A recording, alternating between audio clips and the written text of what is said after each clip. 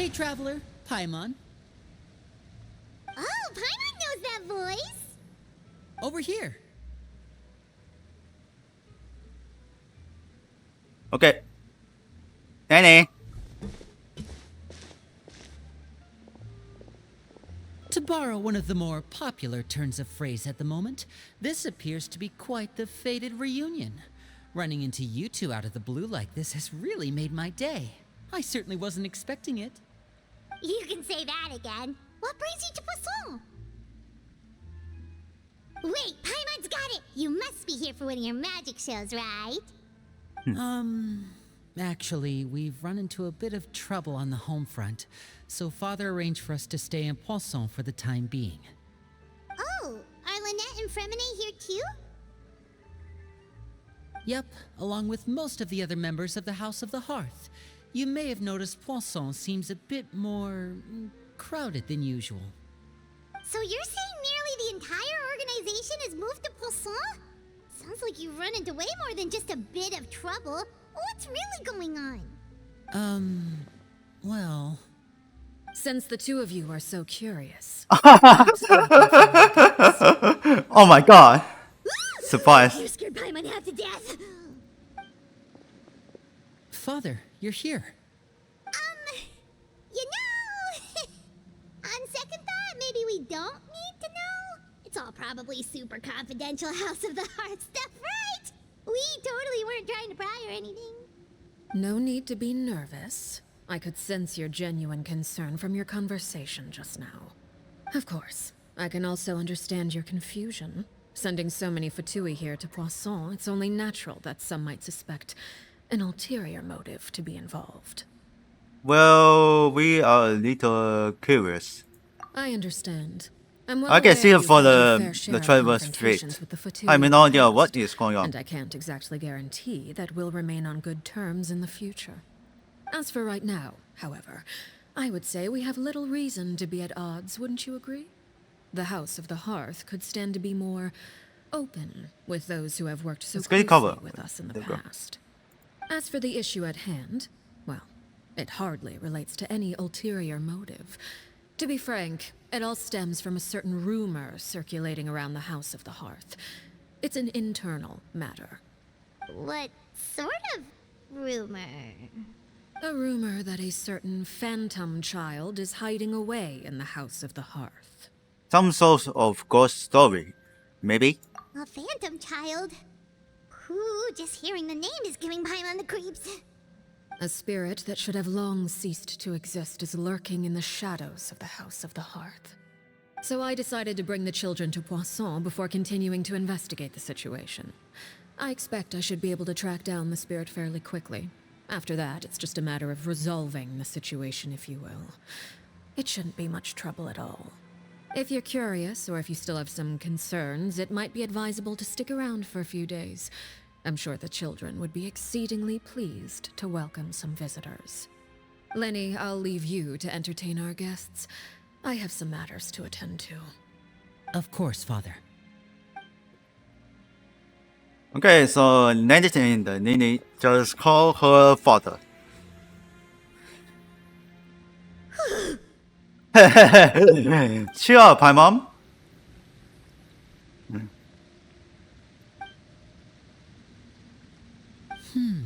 It has long been a dream of mine to invite you to our home and introduce you to my other siblings. You're quite well known in the organization already. A lot of people have been talking about you, especially after everything with the prophecy. If you're willing, why don't you stay a while and have a little chat with us? Alright. We don't have anything else to do right now anyway. But let's be clear, we're just gonna be there as guests, okay? Don't get any funny... Oh, wait a second. For your guests, that probably means we'll be treated to lots of yummy food, right? Of course. During our stay The in yummy Poisson, food. we've been helping out the locals with some fishing. We bring in quite the bounty every day. In fact, today is the perfect chance for me to show you what I can do in the kitchen. Let's go. I'll take you to where we're staying.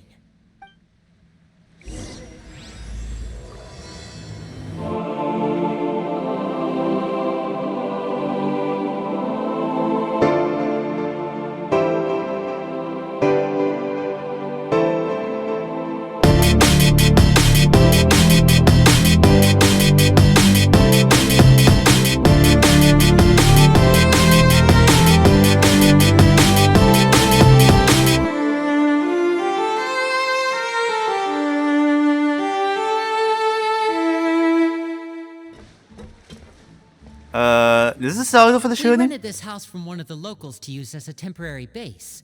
I'll come back later and tidy up a bit. After that, it should be all ready for you to stay in tonight. Awesome, thanks! So, where are we off to now? Well, when I happened to run into you two earlier, I was actually in the middle of distributing some supplies. With this many people staying in Poisson, we have to bring in outside supplies every now and then. I should probably make sure the rest of these provisions get delivered. Otherwise, people might start to get antsy. Okay, we'll come with. There are all sorts of rumors about your organization floating around out there. Paimon's not sure if she could even take a wild guess as to what's true and what's not. But now that we finally have the chance to see a day in the life of the house, we can take a good look at how you operate. Well, you're more than welcome to come along. Just follow me. Uh-huh. So, continue going. There you go. Oh, that's much better. Linny! We're finally here. The supplies. I'm assuming you've... Brought them with me? Yep, here you go. Hello? Something caught your eye? The Yes. Traveler and Paimon! No way!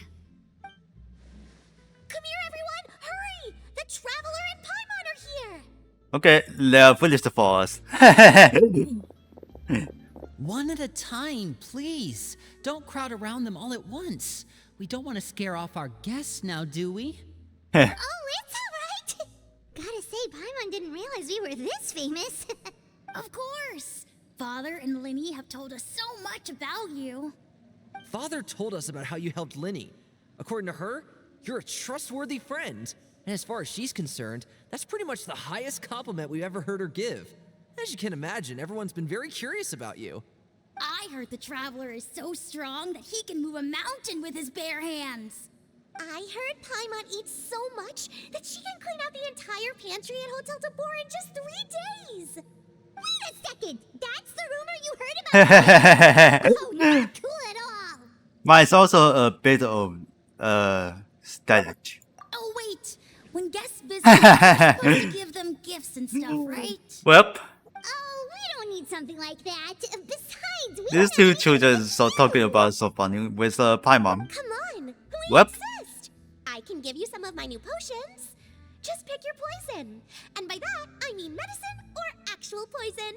I've got both. Huh? Or maybe Shaplo can teach you guys about stealth. He's super good at it. He's never been caught. Ah, now that's not a bad idea. I know you usually prefer to fight head-on, but it never hurts smell to it looks expand your like bag of tricks, right? like When it noodles. comes to eliminating your enemies, staying quiet can go a long way. Trust me, I would know. I was poisoned not too long ago, and I'm still dealing with the after effects. So I'm not quite as good as I was before, but I can still give you some pointers. Wait. When you said gifts, Paimon didn't think you meant poison and stealth tactics. But those are the best things we can give you. You don't like them? Oh, fuck me. That was so hot. Tell me the name So spicy. of someone who really annoys you, and we'll teach him a lesson for you. All right, Fold Selwar. I think that's enough suggestions for now. When it comes to being a good host, it's the thought that counts. You don't need a physical gift to make our guests happy. In fact, pestering them with suggestion after suggestion might make them more annoyed than anything. Yeah, I can feel would say the your enthusiasm tempo has certainly gotten is across. really hot with my laptop. Oh, cool. Absolutely. Awesome! It's been so long since we've had guests to play with. If there's anything you need, just let us know. Yeah, especially if it's poison or something. I've got all sorts of potions for that. Well, we'll talk to you all later. We've still got supplies to distribute. All right, see you later. Well, we're going to the adventure. Or for future. Bye!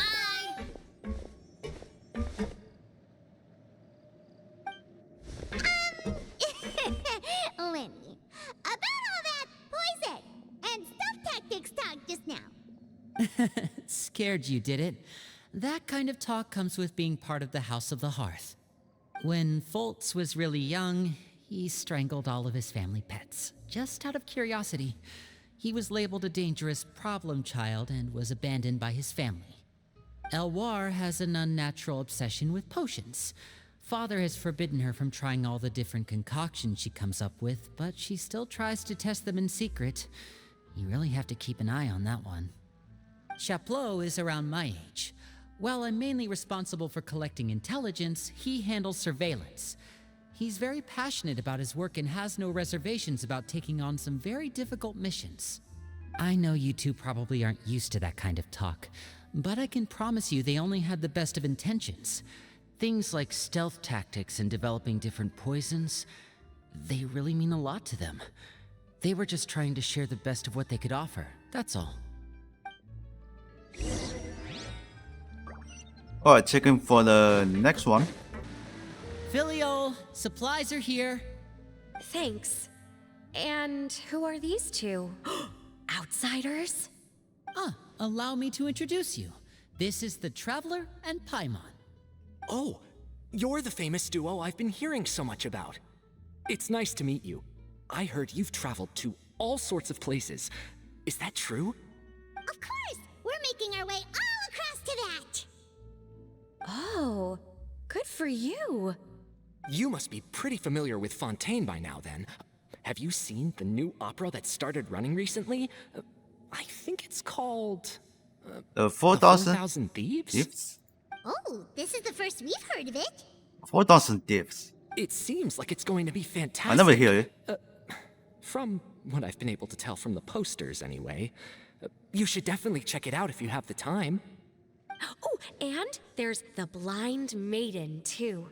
That one is supposed to have audience interaction. Seems pretty interesting. After this mission is over, I think I'll go get a manicure. Oh, maybe I should dye my hair. Wonder how much it'll cost.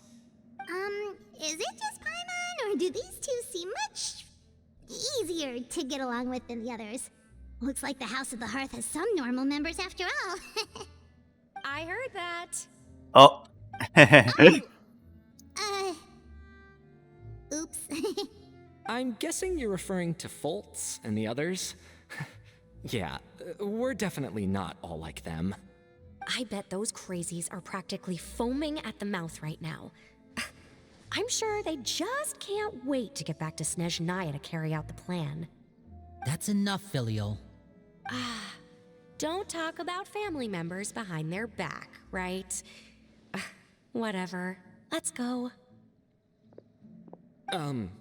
Guess this is goodbye then. If you ever have some time, we should go see the opera together. Well, okay. Oh. Well, that's it for the supplies. We should probably head back as well.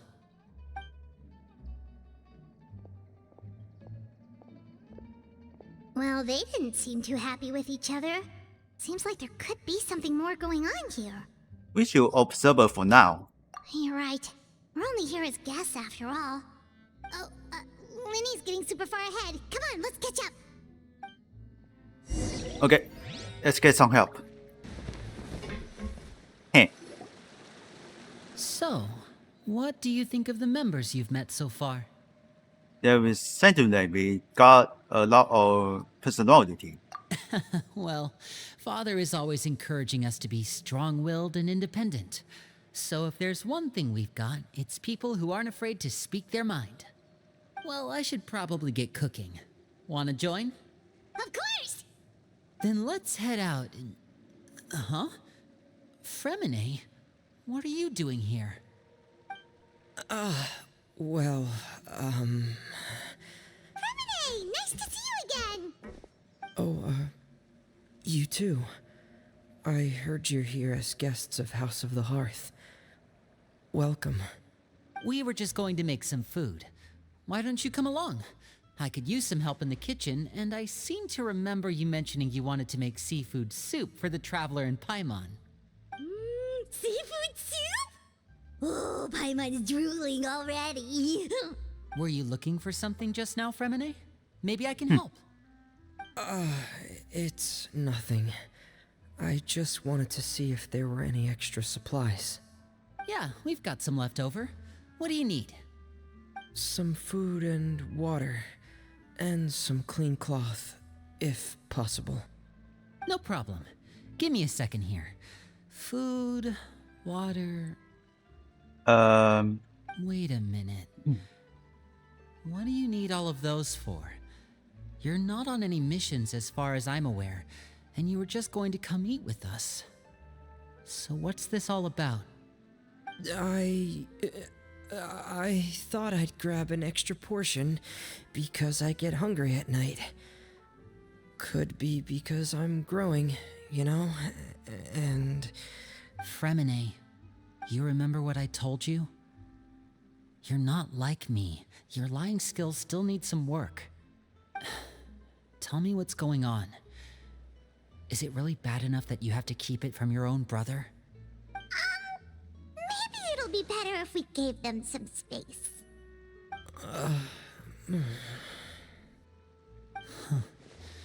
This is the first time I've seen that kind of look on your face. Whatever happened, does it have something to do with Father? Yes. Just follow me. Hey, what's going on? I have no idea. Finding his is hiding somewhere.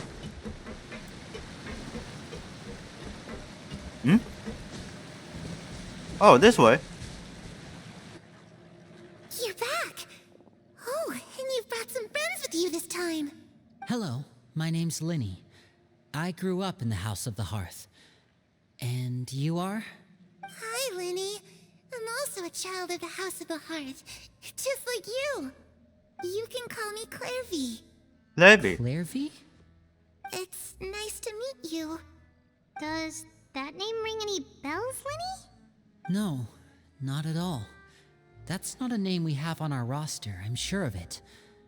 What I'm not sure of, though, is how she managed to sneak in. She must be the phantom child Father's been searching for. From the looks of it, I'm guessing you were the one that found her, Fremine. You, haven't told Father, have you?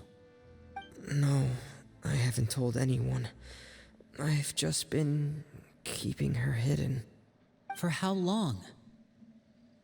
About half a month now. So ever since we got to Poisson, then. Do you have any idea what you're doing? I know what I'm doing. Really? 'Cause from where I'm standing, it looks like you're hiding the very person Father has been trying to find. If Father finds out about this, everyone involved is going to be punished. You know the rules of the house, Fremine. I know you do. Father doesn't tolerate any form of betrayal. So why are you doing this? I've thought it through. And I just can't hand her over like that. Linny, don't you remember last year? Chaplot nearly died after getting poisoned during that one mission. He wasn't able to get back before the poison started taking effect, and not a single person was there to help him. That night, while I was sleeping, I heard a voice telling me to go save him. I opened my eyes, but I couldn't find the source of the voice. I thought maybe I was just hearing things, but I went to look for him anyway. Luckily, I got there with enough time to save his life. That feeling of being haunted, of hearing voices, it's happened many times in the House of the Hearth. I'm sure you've noticed. So what you're saying is, that was her? She was the one who spoke to you that night? Unless there are other spirits roaming around the House of the Hearth, I don't think there's any other possibility. If Clairvy were our enemy, it wouldn't matter whether she was a spirit or an actual child. I would have acted without a second thought, because that's what Father ordered us to do. But she's been living with us, helping us from the shadows all this time. I think that makes her family. I couldn't just hand her over to be dealt with. Not when there's so much we still don't know. So what's your plan then? You can't keep her here forever. Someone is bound to find out eventually. I haven't thought that far yet. I don't want to disobey an order from Father, but I also don't want to put Clairvy in danger. Come with me. There are a couple things I'd like to say to you in private.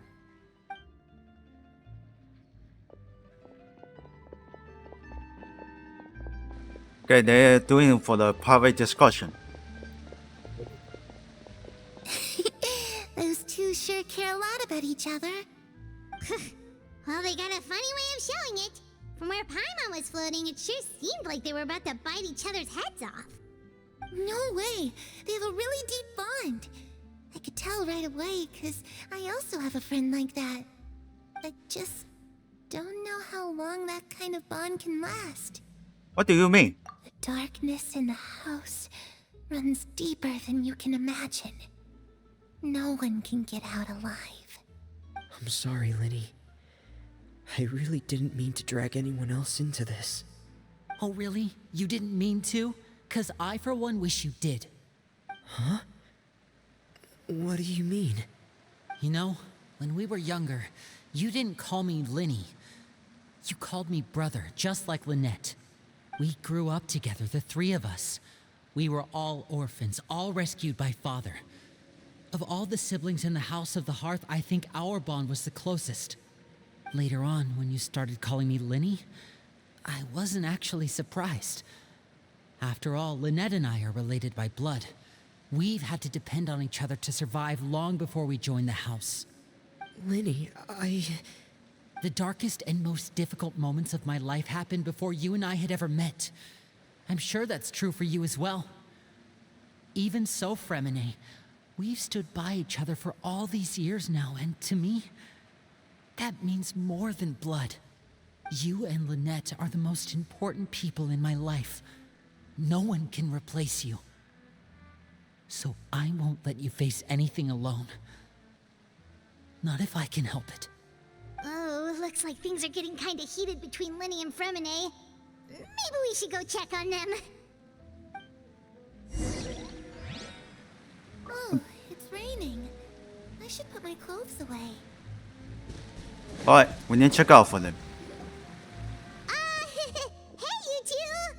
Hope we aren't interrupting anything. Like a fight, or... Oh, wait a minute, Fremine. You're not crying, are you? Is everything alright? everything's fine. Thanks for asking. Well, we're all friends here, right? We've been through so much together, so if there's anything we can do to help, just say the word. It's just a small family dispute. It's not something our guests should trouble themselves with. In fact, it might be better if your stay ended here. But sometimes, having guests along can come in handy. What are you getting at, Traveler? When guests are around, families are often on their best behavior. And any disputes are less likely to escalate. That's what you're trying to say, isn't it? I think it'd be better if we stick along. I just...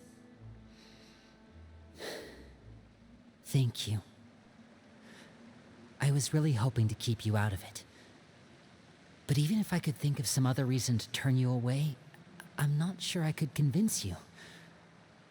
I know things could turn dangerous, so I promise you this. From now on, I'll protect you like my life depends on it. Me too. Well, back to the matter at hand then. If we don't plan on handing Clairvy over to Father, then our only other option is to solve the mystery of her identity before Father is able to track her down. That means finding out where she came from and what she's doing here. Then we can send her on her merry way and pretend like none of this ever happened. I've tried that already. And? And... nothing. I tried taking her somewhere really far away, but... after some time, she just reappeared. She even came with us all the way to Poisson. It seems like wherever the house is, she follows. I don't know much about spirits. Do you two have any ideas? Let's see here. Paimon remembers hearing something like, if you fulfill a spirit's last wish before they died, they'll let go of whatever's keeping them here and return to the ley lines. Oh, it's just that Paimon doesn't really remember where she heard that, so it's not guaranteed to work or anything. Well, sounds like it's worth a shot. Guess that means we should go ask her about her wish.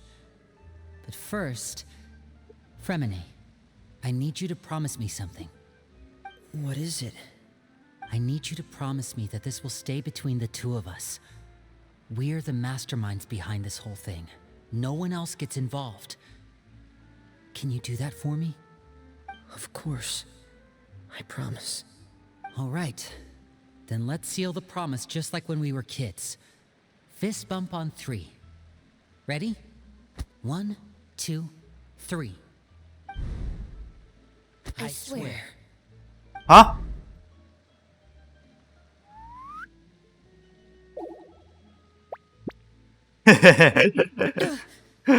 Surprise! Lynette! You scare me. But what a surprise! What brings you here, dear sister? And, when exactly did you get here?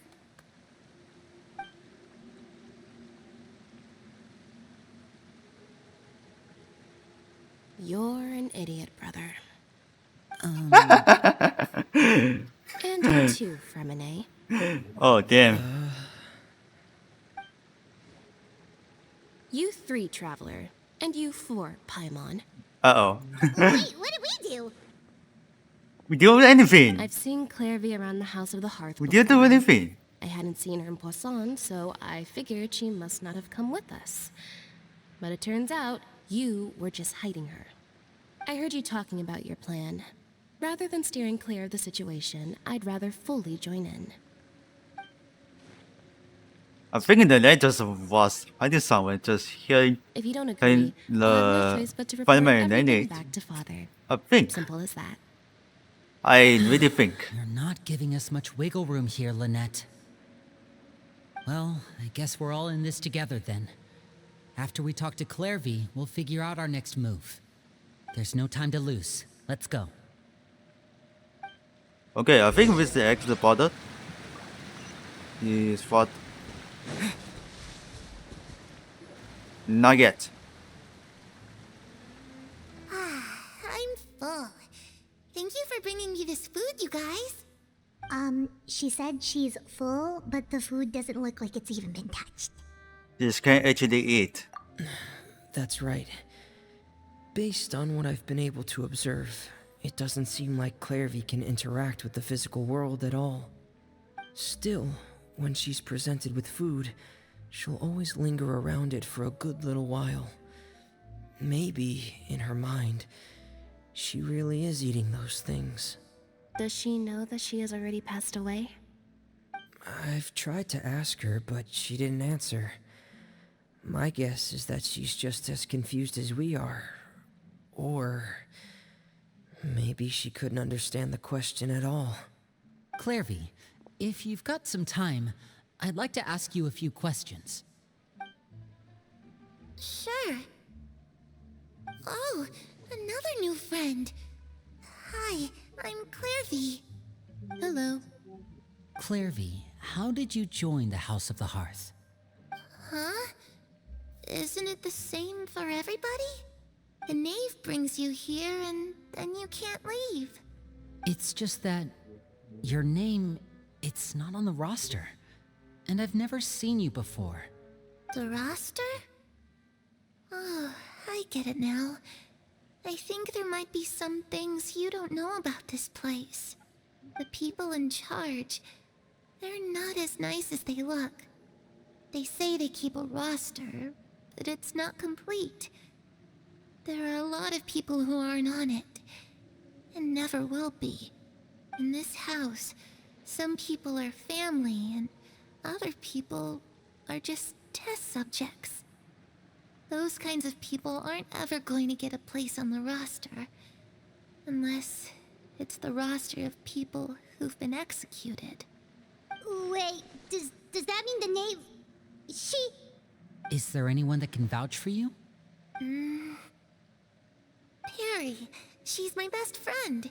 She's the only one I trust in this place. Have either of you heard of that name before? No. Okay, nothing. Me neither. Clairvy, Perry. Neither of those names are on the roster.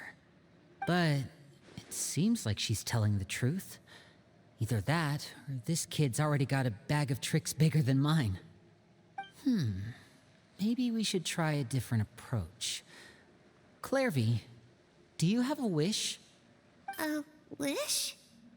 It can be anything you want. Just imagine. It's your birthday, you're blowing out the candles, and your wish is... Where's she going?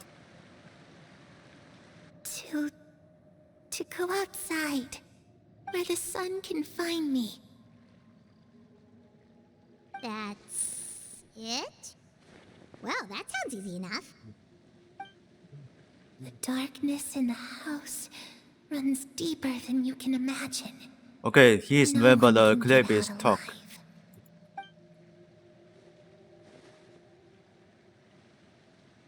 Okay, time to divide and conquer.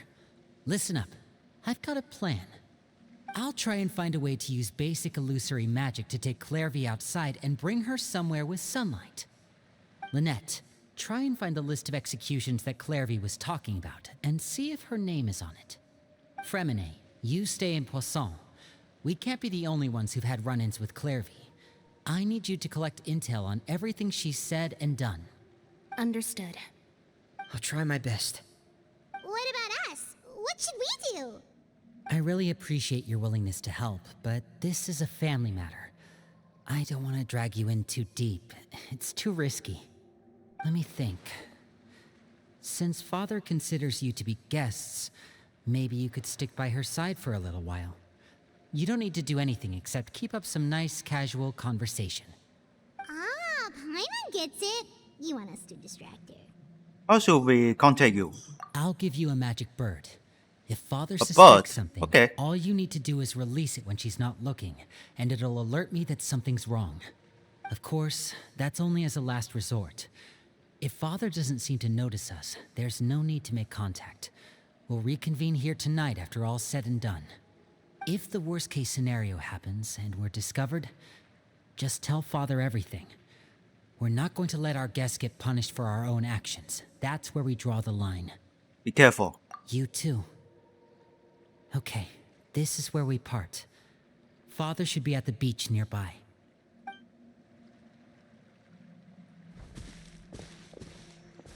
I really hope this goes well. No, it has to go well. That's the only way this can get resolved. Hey, it's Tatadia. He's still alive.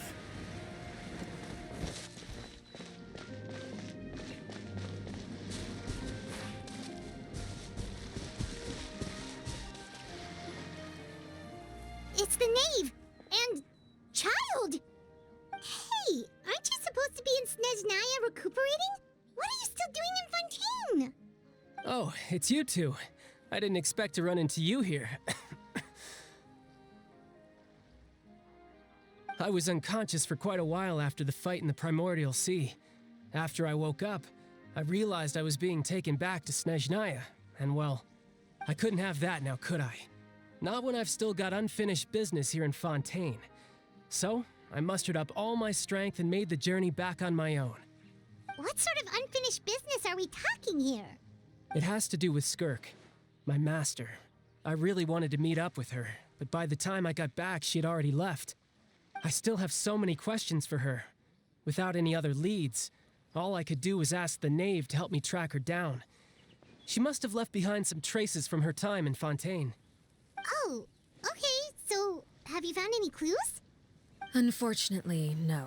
While the House of the Hearth is adept at collecting all manner of intelligence, certain existences can still manage to escape our purview. Basically, unless Master feels there's a need to meet with me, she's not going to be found. But that problem Yeah, has no an easy fun. fix. I just need to become stronger, and then... Paimon thinks you should focus on getting better first. The worst of it is over. It's all thanks to that one kid from the House of the Hearth. Elwar, I think her name was. She gave me a bunch of random potions to drink. They didn't go down easy, let me tell you. Pain and chills all over. But they really did help speed up my recovery. And that's good, because it looks like I really do have to head back this time. And this was the The church old also man's over been there. putting the pressure on me. He sent someone Was to tell me doesn't I'm take needed with for some sort in of question. project. Project Stuja? Yeah, that's the one. I heard Regrader's involved too. I'm not looking forward to having to listen to all his monologuing, that's for sure. Hey, maybe you could think of a way for me to stay in Fontaine for a little longer. Helping Linny and the others brush up on their fighting skills would be far more interesting. If you and I could spar, that would be even better. I've been waiting for a chance to see you go all out. And what a sweet little daydream that is.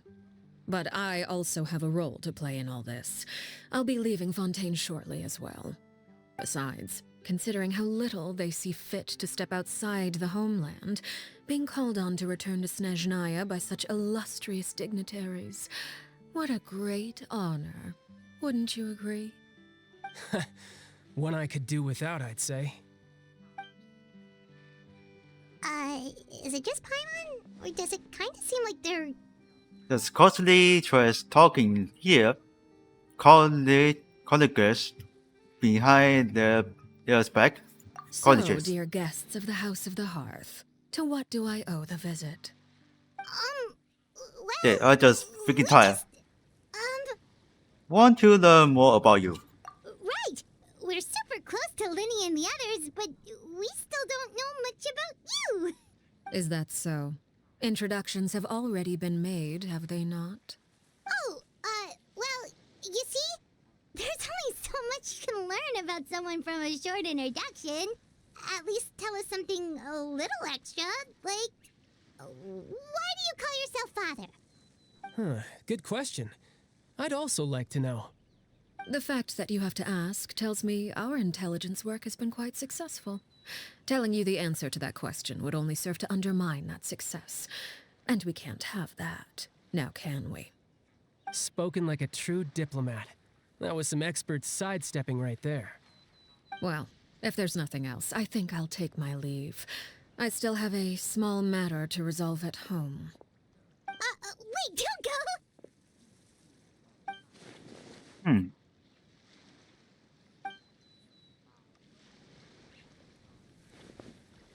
About the House of the Heart.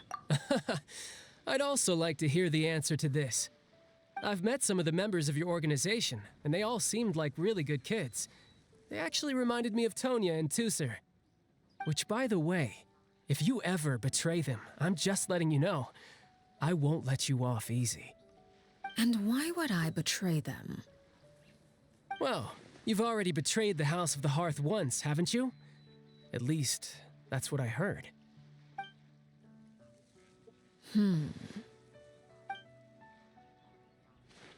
Okay, I admit. That's just what the old man told me. The rooster, I mean.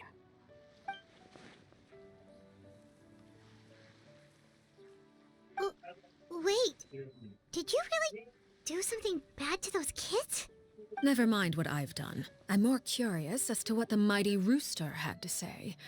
Care to enlighten me? Well, nothing much. Just some stuff about you taking out many other members of the House of the Hearth, and even going so far to attack your own family. I see. Oh, based on your reaction, I'm guessing it's all a bunch of lies. Hardly. I don't appreciate his particular turns of phrase, but I suppose he didn't say anything untrue. Although, it would be more accurate to say that there is a certain level of prejudice involved, but I don't intend to clear that up just yet. Prejudice has a funny way of concealing the real truth behind certain things, an attribute that I find to be quite advantageous. Call yourself a Fontanian, for example, and people will assume all sorts of things, when the real truth is that this is simply the land where I was raised. Huh? You're not actually from Fontaine? But then why did you try to help out with the prophecy and everything? I was trying to protect the children born in Fontaine. Claiming that I myself was a Fontanian simply made it easier to operate. People would hardly suspect a fellow Fontanian of having any ulterior motives. Who wouldn't want to save their homeland, after all? The Primordial Sea wouldn't have any effect on me, but it would have caused great harm to the House of the Hearth. Well, you wanted extra information, didn't you? There you go. I hope that satisfied your curiosity.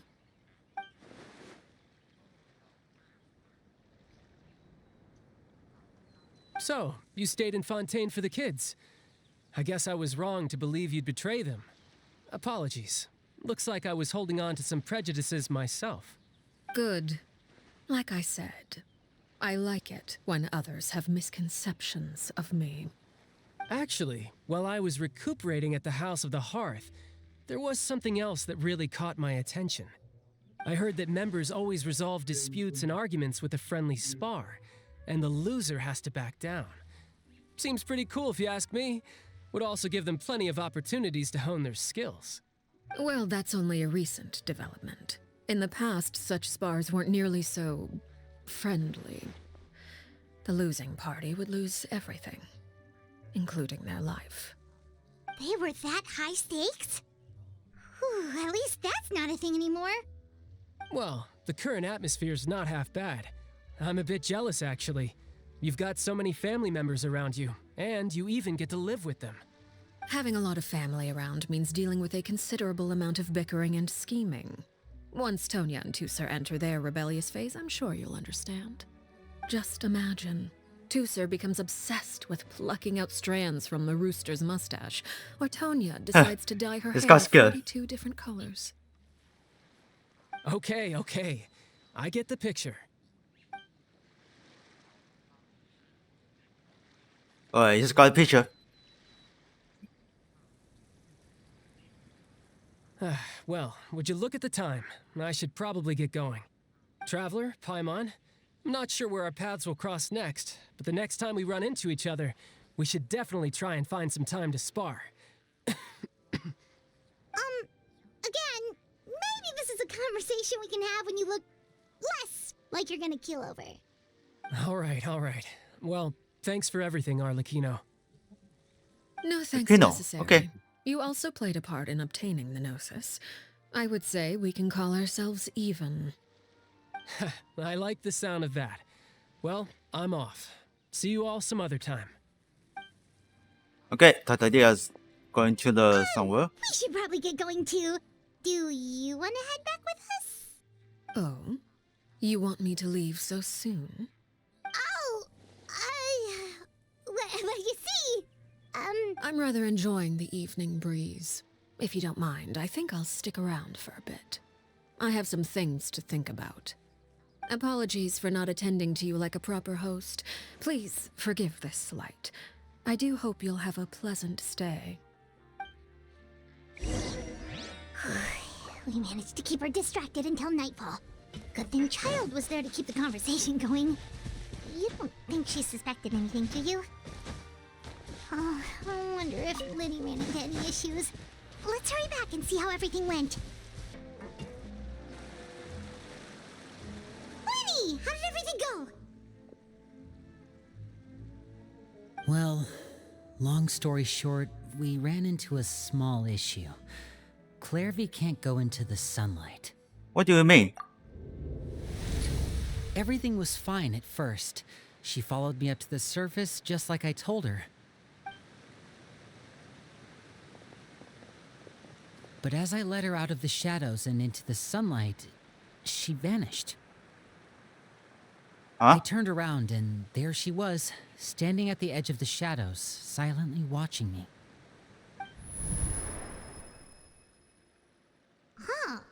Maybe she's afraid of sunlight, or...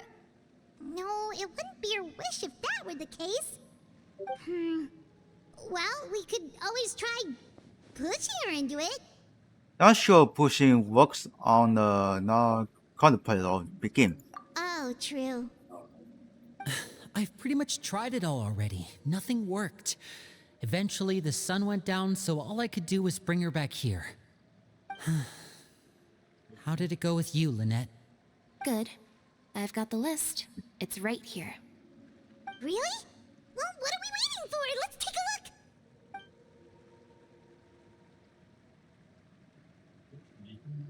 Oh, that's a lot of pages. Oh, it's gonna take forever to get through it all. We can each take a section. Here. La Pouillade, L'Endroit, Chambel, Horaire. Overlord, Landurus, the Poyat, Jumbo. Oh, yeah. Yeah, that's a That profile. Horaire guy has a huge scar on his face. He's kinda giving Paimon the creeps. I've met him before. The scar is from an injury he received during a mission. I still remember him joking with me about it. He said any future lover would take one look at him and then lose all interest. Did he say anything else? Well, I asked if there was someone he was interested in. He said no, and that's where our conversation ended. It was only later that I learned he really did have someone he liked. He risked everything to escape so he could be with her, but it didn't work. One day, Father asked to see him, and, well, I never saw him again after that. Wait, so that means the knave, It may seem cruel, but it's just one of the rules of the house. Betrayal is not to be taken lightly. We know too many secrets to come and go as we please. So, if you do try to leave, you pay with your life. Oh, damn. I think it's Her name's 90s. not here, huh? 90s what? Well, that's not too surprising. It doesn't seem like this list is complete. It only contains records dating back around 5 years. Let's shift our attention then. Fremine, were you able to find anything out? Fremine. Sorry. I was thinking about something. I managed to talk to quite a few people, but I couldn't help but notice that the atmosphere in the house was a little strange. Strange. Yeah, I mean, I know there have been arguments in the past, times when people haven't gotten along. Chaplot and Filial are a good example of that. Oh, those are two of the people that we met while delivering supplies. Paimon can see how they might not get along. They had very different vibes, and their, interests seem to be pretty different as well. That's to be expected, actually. Father brought us all here, shared her knowledge with us, taught us how to fight. That's one thing we all share. But that's also where the similarities end. Not all of us feel the same desire to stay here. As members of the House of the Hearth, we're also considered part of the Fatui. And to a lot of people, that's an identity they never asked for. Certain members get older and realize they want something else for themselves. But considering the rules of the house, most people would never say that out loud. People like Chaplot and Foltz are loyal to Father and her vision. They're proud to be part of the Fatui. Filial and Nantoy, on the other hand, well, they aren't quite as enthusiastic. These kinds of conflicts have always been there. It's not like Father is in the dark about any of this. Well, that's true. But it just feels like things have gotten worse lately. Filial and the others, it seemed like they were meeting in secret to talk about something. I can't say for sure, but I think they've met Clairvy. You think she's been inciting them to act out? No, not exactly. But I wouldn't be surprised if she said something to them about Well, it's still not darkness in talking the house for us. and how deep it runs. It's not according to us She's told me time. about it before. We just listen to Experiments the being fireman run on and children. Nanny. People being used as pawns on the battlefield without so much as the strength to survive. And they just believed all that? Without any evidence? Clairvy's words probably gave them the excuse they were looking for. Whether they actually believe them to be true is secondary. This is all because of Project Stuja, isn't it? Whoa. Hold on a second. What's this Project Stuja all about, huh? This is the second time it's come up now. Sorry, but I'm not sure of the details either. I only know what Father has told us, which is that it's something the Rooster and Regrader have been working on together. Apparently, it has to do with the Fatui's strategic plan for the future. Because the House of the Hearth was so successful in obtaining the Gnosis, we now have the honor of playing a key role in Project Stuja. Wait, but isn't that a good thing? Key role is just another way of saying dangerous role. To us, the whole thing is an inconvenience. Father thinks so too, but she's in no position to refuse. Their plan isn't exactly unreasonable, and they've been funneling the house a lot of funding. It's just that we'll lose a lot of members in the process.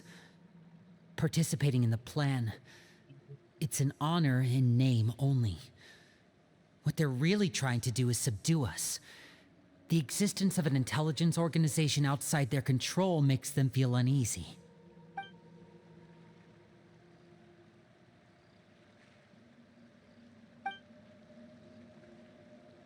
Okay, super complicated top secret Fatui business aside, what does all of this have to do with the conflicts you were talking about earlier? Paimon doesn't get the connection.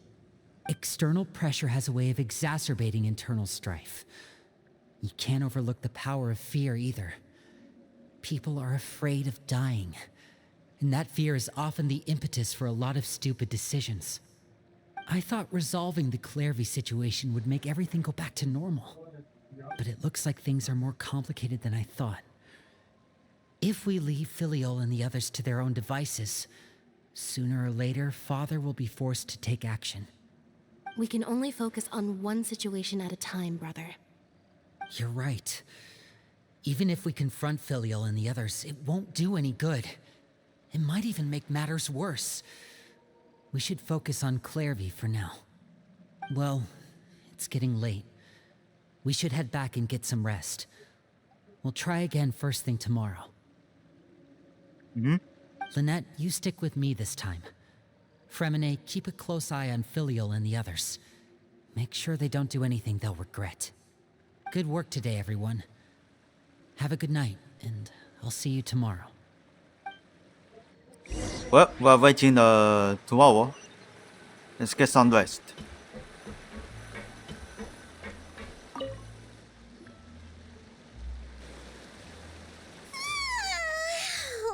I'm always looking forward to an early night, but she can't sleep at all. Hey, you don't think the knave will be too angry with Linny and everyone if she finds out about all this, do you? She's even scary when she smiles. If she were to actually get angry... you have to protect Paimon if that happens, okay, Traveler? I'm also afraid of her. Oh, well, in that case, we should just plan on running away. We'll grab Linny and the others and we can make a break for it as fast as we can. Oh, Paimon, sorry. Look over there! Leave it? Quick, let's catch up with her before anyone sees.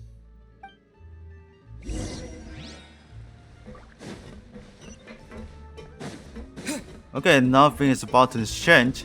Let's not get a hiding. Follow the kid Davy. Over there! I thought it's the morning. Oh, look! She stopped!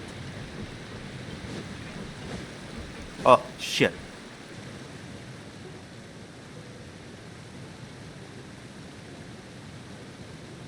Clairvy! I opened the window while Oof. no one was looking. Look how pretty the outside is. Window? The only I could have more than this. You probably think I'm being silly, huh? All this hopeless resisting. It's better to dream of what I could have than try to make it a reality, right? Please, help us get on the same page here, Clary. We need you to tell us what you know. Can you do that? Sure. Although, after you hear all this, I think you might regret that decision. Everyone in this family is nothing more than a tool. Something to be used and exploited. We're all expendable. Including me. As long as you're useful, you get to stick around. Lose your value. You're handed over to the doctor, experimented on, and given a fate worse than death. I've seen it happen again and again, and I've had enough. You're saying the knave did all that? I think That doesn't seem like something she would do. She's scary and all, but it seems like even she has lines she wouldn't cross.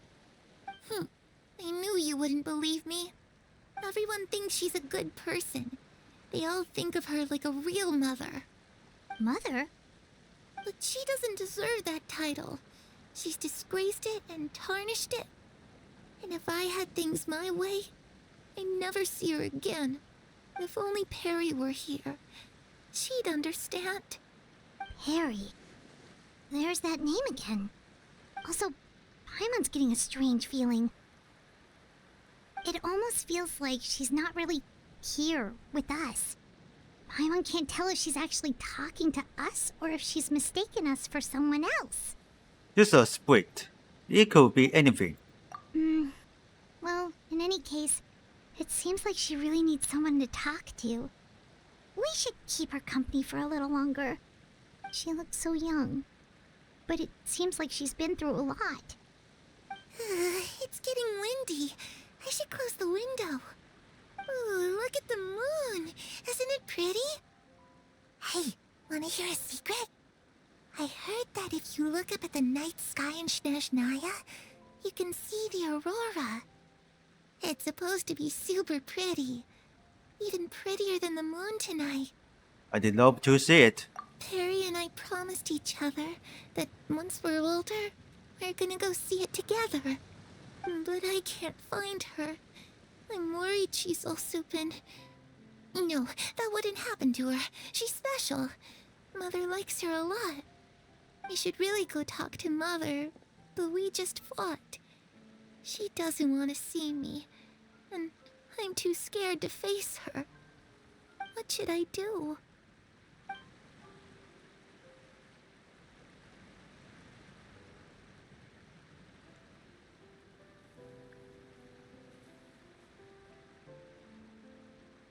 We have no idea. Paimon really doesn't understand what's going on with her. Well, let's head back. We've got an early morning tomorrow. The night passes. All right, looks like we're all here. Let's go ahead with the plan. I have a question. Oh? What is it? Have the knave and the doctor ever worked together? What makes you ask that? Well, we kinda ran into Clairview last night, and that's what she told us. We met the doctor back in Sumeru. He's super dangerous, and he's done all sorts of bad things. It's possible that Father and the Doctor have had certain dealings, but I don't think Father would work with him. We're not really on the same side, so there's not a lot of trust between them. That doesn't exactly set the stage for a successful partnership. I did hear, though, that when Father first became a Harbinger, the Doctor offered to work with the House of the Hearth. Father rejected most of his proposals, except for one. It had to do with some sort of secret experiment. Secret experiment? Could that be what Clairview was talking about? I don't think so. I don't know any details about the experiment itself, but I do know it's an entirely independent operation. The Doctor only proposed a direction for the research. That was the extent of his involvement. I still don't think that counts as working together. The details of the experiment are confidential, but complete records are kept on all participants. That doesn't seem to be the case with the situation Clairvy referred to. I know you don't agree with some of the Fatui's methods, and I'm not asking you to. But I am asking you to trust us on this. The House of the Hearth has its own principles. There are certain lines we're not willing to cross. Alright, that's good to hear at least. Clairvy seems to think the knave and the doctor worked together to do something horrible. If that turned out to be true, Paimon doesn't know how he would even face you guys. It's just that it doesn't seem like Clairvy is lying either. The easiest thing to do would be just ask the knave directly, but Paimon doesn't think she'd tell us. Let's focus on the plan for now. Father didn't come back last night. She's probably still near the shore. We'll be counting on you to distract her. Lynette, you're with me. Fremine, you know what to do. Be on your guard, everyone. All right, let's get to it. Okay, let's do the next plan.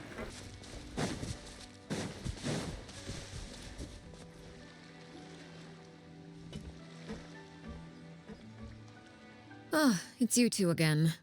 I must say, you look a bit pale. Did you have trouble sleeping last night? A little. Perhaps if you had less on your mind, you'd be able to absolve yourself of such troubles. So what are you planning to do now? Catch up on some sleep? Or should I give you some time to rack your brain for a topic to discuss before I ask any questions? Although I must profess to being curious. Without child here, how do you plan on distracting me? What? Us? Distract you? Good one.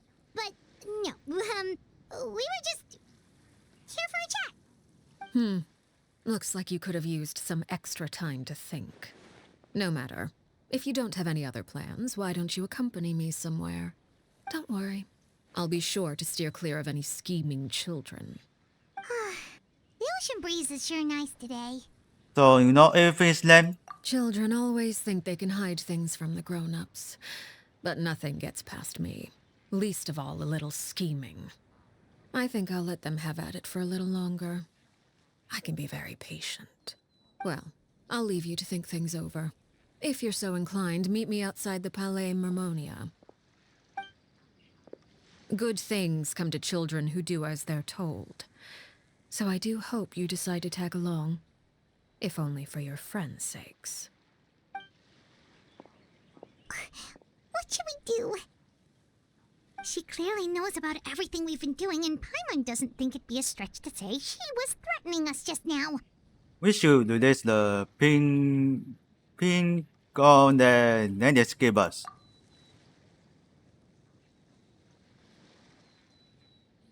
Oh, good idea. Hopefully he sees it in time. Well, we should probably head to the Palais Mermonia. Paimon doesn't want to find out what happens if we don't show up. Based on what the knave was saying just now, it sure didn't seem like it'd be anything good. Guess all we can do is take it one step at a time. Okay, then we probably shouldn't keep her waiting. It seems like Lynn and the others are on thin ice, so let's do our best to not get them in any more trouble. Couple in the festa. Now walk in. Seeing as we still have some time before my meeting, we might as well enjoy some pleasant conversation while we wait. I'm glad to see you get along with my children. Being surrounded by good companions is necessary for a child's development. You're not planning on doing anything to them, are you? I assume you're referring to Lenny, Lynette, and Fremine. Although, there's that situation with Filial and Nentoy as well. It appears quite a few people have been acting out lately. No matter. I'm not one to discriminate. All those who betray the house meet the same fate. There are no exceptions. Does that mean you're going to kill them?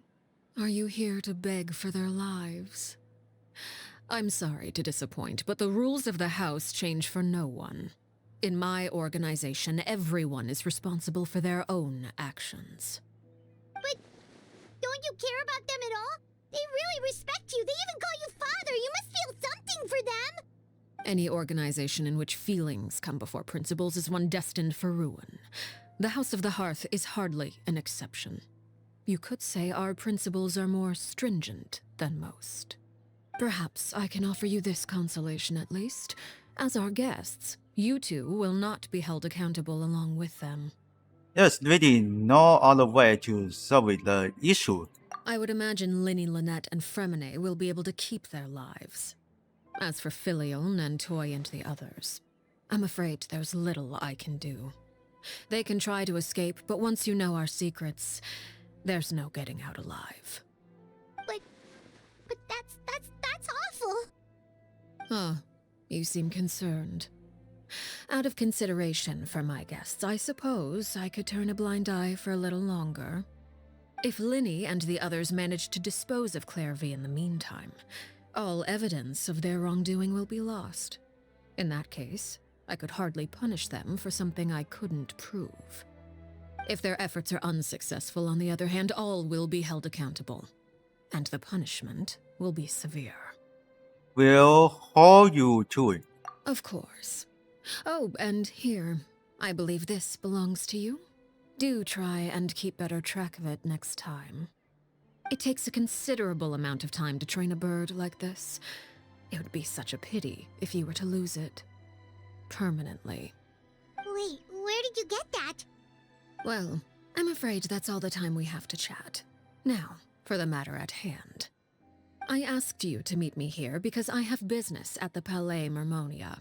It has nothing to do with you, but I think it would be prudent for you to stick by my side for the time being. There will always be time later to run off and tell Linny what you've learned. Well, time to go. Looks like we wrapped things up just in time.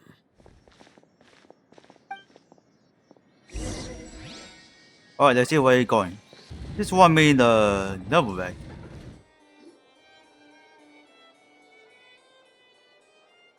Yup, there is. It's been a while, Monsieur Neuvillette. I must say, I wasn't expecting my meeting request to be approved quite so quickly. The Palais Mermonia operates with an efficiency worthy of admiration. It is only right that an esteemed diplomat such as yourself should be afforded the proper level of respect. Although, if I may speak plainly, I must confess that I did not anticipate we would have the occasion to meet again after presenting you with the Gnosis. I see you brought the Traveler and Paimon with you as well. If I may inquire as to the purpose of your visit.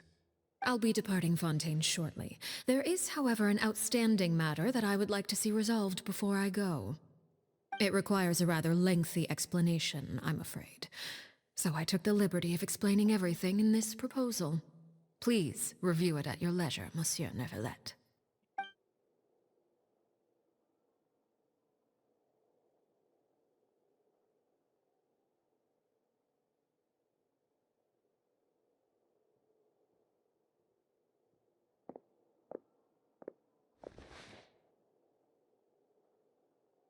Okay.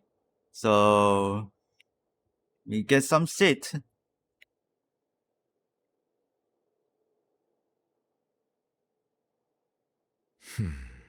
I understand your request. However, at the risk of causing offense, I must admit that I fail to see why you would wish for such a thing. I heard you have a certain fondness for water tasting, Monsieur Neuvillette, so allow me to use water as an analogy. A family is like a large body of water with countless rivers flowing in and out. As someone who watches over this system, I would hope that each river that flows from the source will eventually reach the ocean. Of course, objectively speaking, I know this is impossible. Most of the rivers will dry up along the way, disappearing into the ground and leaving nothing but a barren riverbed behind. Not all rivers are destined to reach the ocean, but I would not see their existence rendered meaningless. I believe the water that flows within them is simply meant for a different destination, like a field in need of irrigation. Or perhaps the glass of a certain water-tasting enthusiast. Did you get any of that, Traveler? Not really. Your words paint an optimistic picture indeed. Allow me to remind you, however, few among us are willing to sip from a glass filled with tainted water. It may have been tainted at one point in time, but not to worry. I'll make sure it's drained of all impurities and returned to its cleanest form. I seem to recall there being a transactional aspect to your proposal. Perhaps you could expound on that? If you accept my proposal, Monsieur Neuvillette, I will gradually withdraw my forces from Fontaine. And, unless absolutely necessary, I will no longer carry out any special missions within Fontaine. I presume I can take your words to mean that, in the future, cases similar to the Tartuffe assassination will cease to cross my desk? Tartuffe? Ah, that thief who embezzled funds from all those charities, you mean? My deepest condolences to his family, but without any evidence, I cannot imagine how the House of the Hearth might have been involved in his passing. Of course, if you accept my proposal, Monsieur Neuvillette, I'm sure certain measures could be taken to reduce the frequency of such troubles. You choose your words carefully indeed. In that case, I am inclined to accept your proposal. My thanks for your generosity, Monsieur Neuvillette. Well, with that settled, we should be going now. I took the liberty of bringing along 2 bottles of spring water from Snezhnaya for you to enjoy. I do hope I get the chance to hear your impressions. Perhaps at our next meeting, yes? Indeed. I trust you would not overlook your commitment in the meantime. All right, Traveler Paimon. Time to go. Oh, here we go. I just strong and plus for the running and this is much better for much better. Huh. So, what exactly were you talking about back there? Paimon only heard you mention some rivers, a large body of water, and then some kind of irrigation scheme. You really want to know? I would imagine there might be more pressing concerns at the moment. Lenny, Paimon really hopes everything's going okay.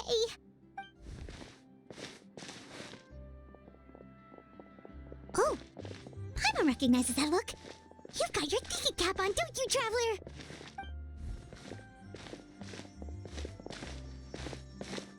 You can try to work fast.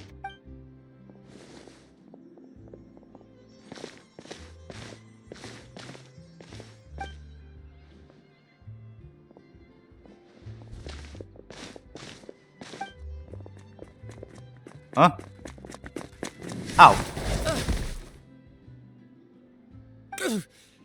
Oh, shoot. Are you all right? Oh, jeez. I'm so sorry. I was so focused on selling these papers, I wasn't looking where I was going. I also wasn't paying attention. Well, let me make it up to you at least. Here, take this paper. On the house. Oh, you don't have to give us anything. Please, I want to. It's not like I'm short on supply. All the extras will be useless come tomorrow anyway. It's my fault, really. I was just trying to bring home some extra mora for the family, but I bit off more than I can chew. I haven't had many takers today, so I'm still swimming in papers. What's going on here? Nothing much. I just ran into your see friend here, on accident. I should probably get going, actually, so... Hold on. Hold right here. Of course, I'm happy to compensate you with mora, it's just... I don't have any on me at the moment. I'll take 3 papers. Here. Your payment. Oh! Thank you for your patronage. May the Archons bless you with good fortune. If only I had the chance to run into such generous customers every day. I should probably just take on a smaller inventory though, right? I'm getting married soon, so sometimes it's hard to not get ahead of myself. Anyway, I should head out. Goodbye! Well, now that my affairs are settled, we should take the boat back to Poisson. We've even acquired some light reading to enjoy along the way.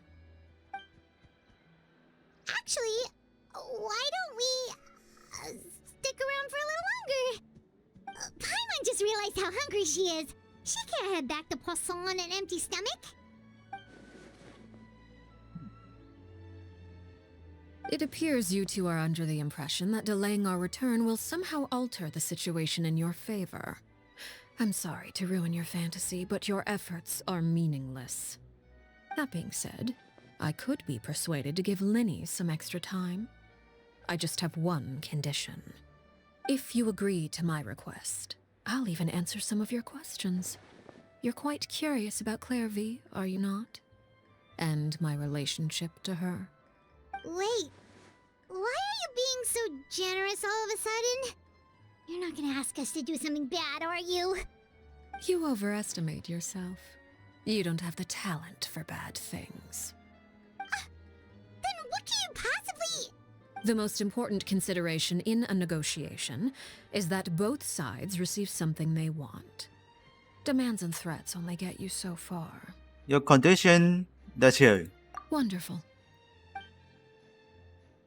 Here When it the is. time comes, make the choice that you deem most appropriate in the situation, and lend your help to the House of the Hearth.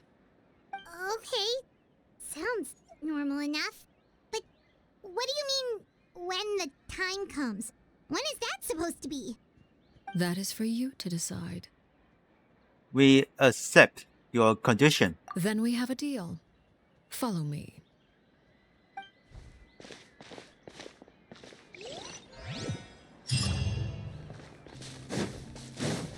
Alright, let's check it out. What is this place? Somewhere long forgotten by everyone. It used to be a grand building. Now it's nothing more than a pile of rubble.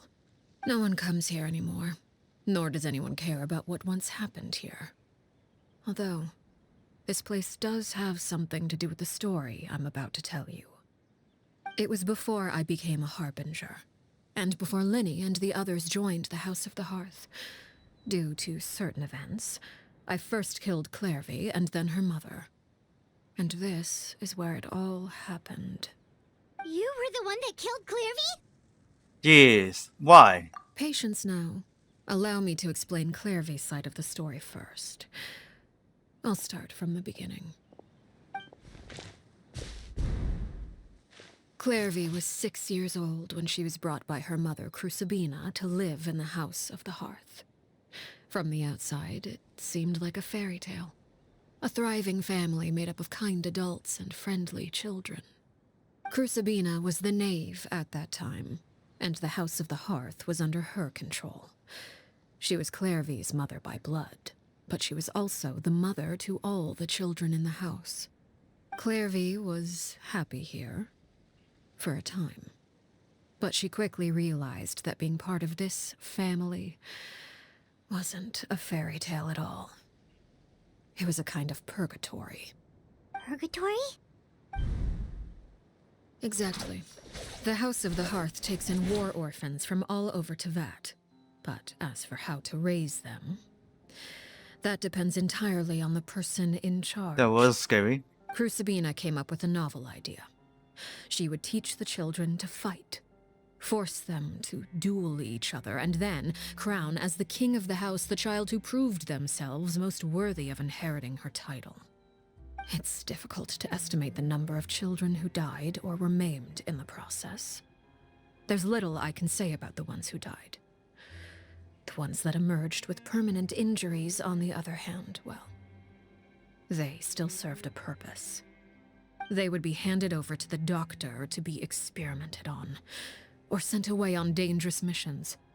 Nothing more than tools to be used and then discarded. So those were the experiments Clairvy was talking about. But what actually happened to her? You said that Clairvy was Crucibina's daughter, so if Clairvy tried to convince her to stop what she was doing, Crucibina probably would have listened, right? Despite being Clairvy's mother, Crucibina cared little for her daughter. She forced Clairvy to join the House of the Hearth only as a means to demonstrate her own impartiality as a mother, to prove that she treated all her children equally. Clairvy did try to convince her mother to change her ways, but it was to no avail. After her efforts failed, the only other option was to rise up and try to fight back. Unfortunately, the other children had already been thoroughly indoctrinated into the illusion of happiness Crucibina had created. Of course, there was one exception. Someone Clairvy's age who knew the truth about the House of the Hearth. Her name was Peruere. Perry? Wait, the friend that Clarvy mentioned? Friend, huh? I suppose we can call her that for now. Clarvy was a cheerful and passionate person with a tenacious spirit. Peruere, on the other hand, was rather cold-blooded. Her cold-blooded nature allowed her to see through Crucibina's facade. Yet, it was also this cold-bloodedness that prevented her from acting against it. At least at first. While Clarvy longed for freedom, Peruere was convinced that, amid all the fighting and violence, she would make it until the end. Despite their differences, the two became fast friends, united by their knowledge of the truth. Clarvy told Peruere that she hoped to create a real family, where no one would be killed or sacrificed. There may have been a certain naivete to her ideas, but Clarvy proved her determination many times over. She tried countless times to run away, ask for help, or expose the truth. But her efforts only earned her beating after beating. The only thing that kept her going was her strength of will. Even with her body racked with pain, she would still stand on her tiptoes and open the window at night. She and Peruere would look out at the moon together, a fierce longing for freedom shining in her eyes. But one day that light simply vanished. Oh no. What happened? Her hopelessness resulted from a culmination of things. 10 years had passed. 10 years worth of failure after failure. She and Peruere weren't children anymore, but finding any chance to escape still seemed as hopeless as ever. It was during this time that Peruere suggested a new plan. If escaping was out of the question, why not take down the very person sitting on top of this throne of lies? Mother herself. Clarvy rejected that proposal. She claimed that, as a famous harbinger, Crucibina possessed an unimaginable amount of power. Trying to kill her would have an incredibly low chance of success. Clarvy never gave another reason, but Peruere could see it written all over her face. Clarvy still thought of Crucibina as her mother. Killing her own flesh and blood was a line she couldn't bring herself to cross. If she couldn't escape and fight back, then only one option remained. Death. Precisely. Death was the only way that she felt she could be free. It happened during a duel. When she arrived at the dueling ring that day, her partner turned out to be none other than Peruere, the very person that had stood by her side all those years. It was a fierce battle. But ultimately, Clarvy decided to let Peruere end her life. From that moment on, Peruere's journey was one written in flames.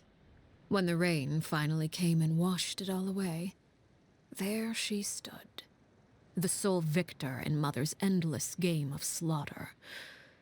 A trail of corpses strewn across her path to success. It was the very result she had predicted 10 years prior. Even then, she believed she would make it until the end.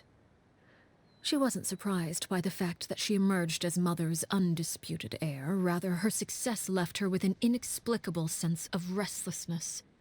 She was unsettled, and there was only one thing that could quell that sensation. Perhaps you two would like to take a guess as to what it was? Killing the person at the very top? Crucibina, you mean? But... Correct. This is the place where Peruere killed her best friend. A mere year later, this is also the place where she fought tooth and nail to kill the mother they shared. The moment she acted, any conception of what was right or wrong ceased. So it looks like a weird discussion. It's one of the principles of the house. Only those who survive get to write the rules. Peruere won the battle and became a harbinger herself. After which Her Majesty, the Tsaritsa, bestowed upon her a new name. Arlecchino. So the Perry Clairvy was talking about... It was you all along. You're Peruere. Arlecchino is just a name you got later. This was your story just as much as Clary's is. I left that name behind long ago.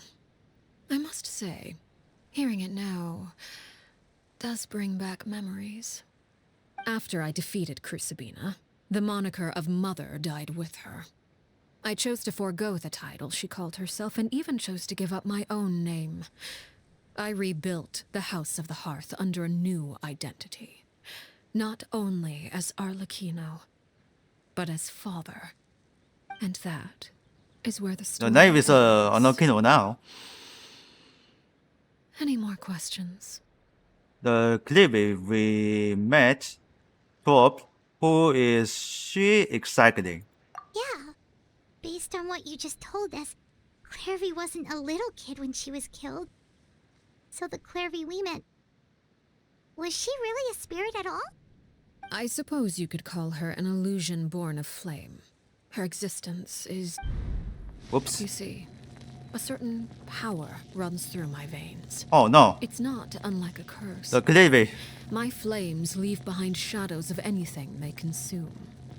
Of course, the chances of those shadows morphing into a sentient entity are exceedingly slim.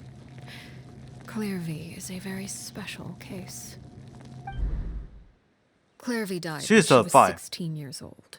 But what emerged from the flames was her 6-year-old self. Her appearance wasn't the only thing affected. Most of her memories were lost to the blaze as well. Memory is a mysterious thing indeed. Losing a portion of your memories will alter your sense of self. Lose 10 years' worth, however, and it would be like living in the past. Like returning to a version of yourself that never grew up. No wonder Paimon got such a weird feeling when we were talking to her. Perhaps I should put it this way. Clairvy is someone trapped in time. It may seem like she exists with us in the present, but she truly lives in the confines of her own past. So if all of that is true, then you must have known about Clairvy for a long time. Indeed. She's a rather volatile and unstable entity. Sometimes she would look after the children. She's even saved some of their lives. But other times, she would hide from me and become obsessed with revealing the truth about the house to anyone who will listen. Shadows don't have the capacity to learn or grow. Any new information they encounter is quickly forgotten over time. Your attempts to expose Clairvy to sunlight. They failed, yes? The reason is actually quite simple. In Clairvy's mind, the house is impossible to escape, and it is this very perception that traps her there. But no matter. All I have to do is kill her again, and all will be resolved. I don't anticipate so much as a single speck of ash will be left behind this time. Wait! Paimon can understand why you might want her gone, but isn't there another way? So Oh, that was scary. in her 6-year-old self, she's still your friend! At least talk to her first! It's too late for that. She broke the rules, and now she must be punished. That goes for Filial and Nantoy as well. She's had quite the effect on them. I hope you understand. The difference between Crucibina and myself lies in our formulation of the rules, not our policy for enforcing them.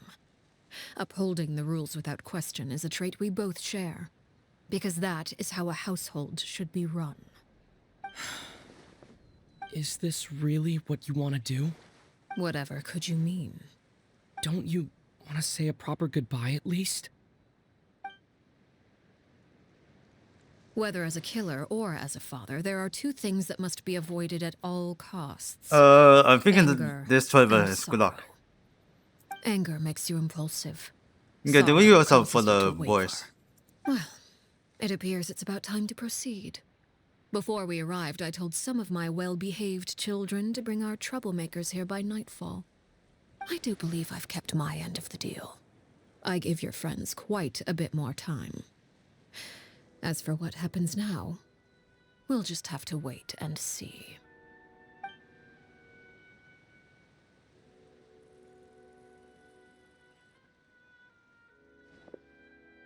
Oh, Here they are, Father. You gonna execute him? Seeing something like that would actually be a first for me. Lenny! Clearly. I'm sorry. I heard about how you helped buy us more time, but I still failed. I couldn't find a way to fulfill her wish. Huh? Are you... Perry? Indeed, it's been a while, Clairvy. Perry! Shh. Stay right there.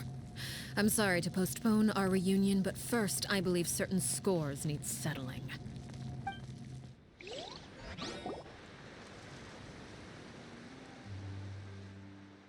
Father, let me explain. Out of my way. Father! You chose to conceal a threat to the house, and for that, you must be punished. Overall, however, I suppose your wrongdoing is hardly the most egregious of the bunch, so I'll deal with your punishments later. As for right now, the more pressing concerns are the traitors among us. By traitors? Do you mean us? Father, let me explain. We didn't mean to... Fultz, why don't you share what you heard? Yes, Father. Secret Midnight Meeting number 3. Participants, Filial, Nantoy, Sato, Toddy. Nantoy clearly said, if only Father wasn't the one who took us in. Sato added, I'm sick of this life. I just want to live as a normal person. Filial was the worst of them all. She called us crazies and said a bunch of mean things about Father. I did not! You're lying! Fultz is trying to frame us. It's not like I'm the only one who heard those things. After that, you and Toddy and a bunch of other people started talking about Clairvy. You were using all those things Clairvy brought up as an excuse to question Father. We're birds locked in a cage. The only way out is to destroy it. That's what you said, wasn't it? You little... You just want me gone, don't you? What did I ever do to you, huh? And you, Sheplo, have you forgotten who stood by your sickbed, watched over you, and changed your dressings? Come on, let's hear it then. What's your reason for all this? You're wrong, Filial. We don't want you to die. You're our family. Liar. You wouldn't be doing this if that were the case. So why? Why have you backed us into a corner? We all live in the House of the Hearth. You know the type of work we do, Filial. A single betrayal can cost dozens of us our lives. It's not like it's never happened before. That kind of thing is hard to forget. That's why the House of the Hearth cannot tolerate any form of betrayal. Ever since we came to Poisson, you've had 7 secret meetings. A lot of the things you talked about really crossed the line. You've been spying on us for half a month? Wait a second. Now that I think about it, the move to Poisson was just a way to make it easier to spy on us, wasn't it? Because we were all in one place. You've had this planned all along. Filial, Nantoy, I'm sorry. I owe you both my life. I owe Clairvy too. If it weren't for all your help after I got poisoned, I wouldn't be standing here today. If this were any other situation, I would do anything to repay that kindness, even if it cost me my life. But rules are rules. I'm sorry. My hands are tied. Why? Why? That's enough, Filial. We made a mistake, and we should own up to it. We broke the rules, plain and simple. And now we have to face the consequences. I'm sorry, Sheplo. Fultz. I'm sorry, Father. We... accept Our punishment. Chaplot, according to the rules of the House of the Hearth, how should these traitors be punished? All those who betray the house pay with their lives. And so it shall be.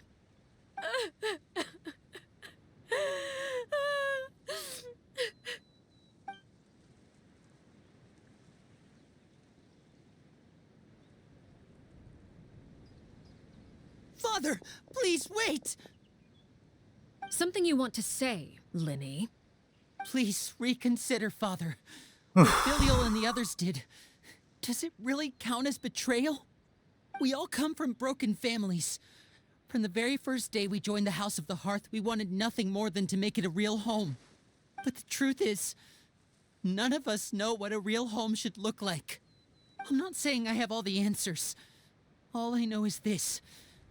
Killing Filial and the others may uphold the rules, but doing so will only bring us further away from being a real family than we've ever been. So please, Father, please reconsider. I agree with Linny. Father, please. Linny, you... Everyone just want I to also agree. agree with Linny. An order once given cannot be rescinded. However, given the extent of your determination, I suppose we shall have to go about this a different way. Draw your weapons and face me. Our weapons? Father, are you referring to a duel? Precisely. The rules of the house will not be altered. Traitors must be punished. However, resolving disputes with a duel is also one of our rules, one that also applies to me. Demonstrate a sufficient showing of strength, and I shall offer a concession. Wait, Okay. It's gone to the fight. Father in a duel? Impossible. Father is way too strong, even for Linny.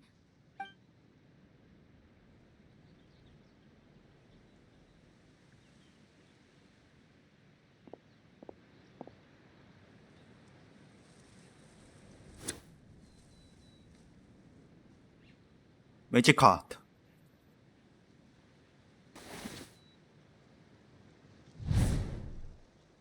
Three v one. Did you hear that, Traveler? Lenny and the others have to duel the knave. What should we do? Can they really win something like that? If they lose, those people from the house are really gonna be executed. Hey, are you listening? Don't you want to say a proper goodbye at least? Anger makes you impulsive. Sorrow causes you to waver.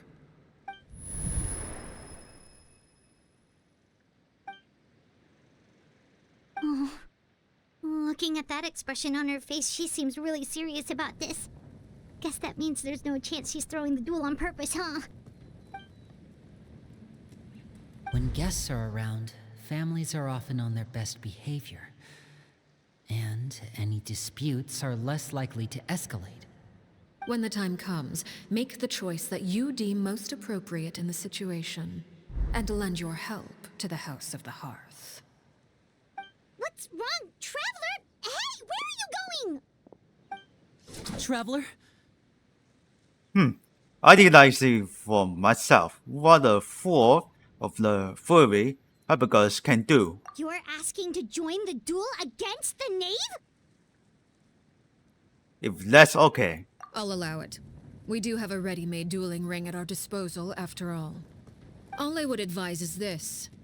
Keep a firm grasp on your weapon, and give it your all. Any less, and you may just lose your life.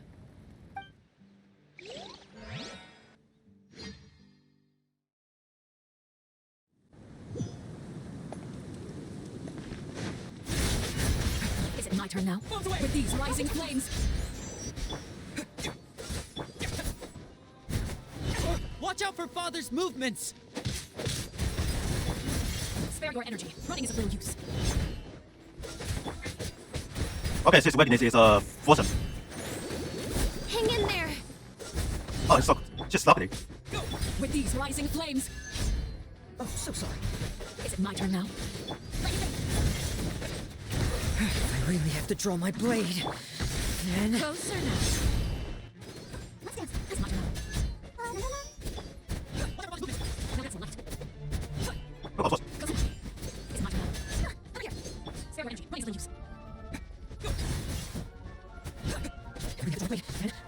Spare energy. Money's no use. Okay, I follow. Just wait. Okay. Takes it personally.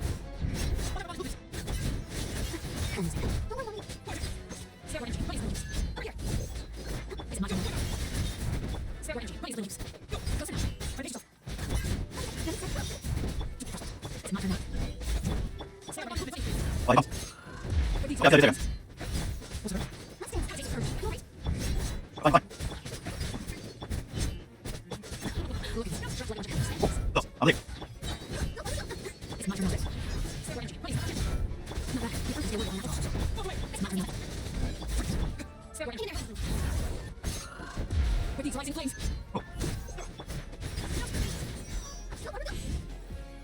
Okay, that's it.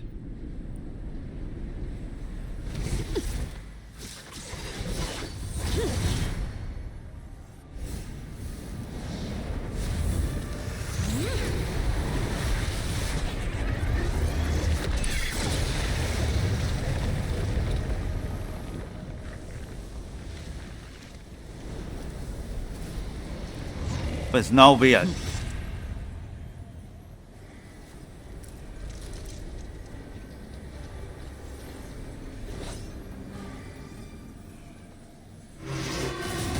Second door. Seared away. I'll protect My blades, openings. Another chance. Over here. Wait, like, Phase manifest. what? Oh, wait a second. This is-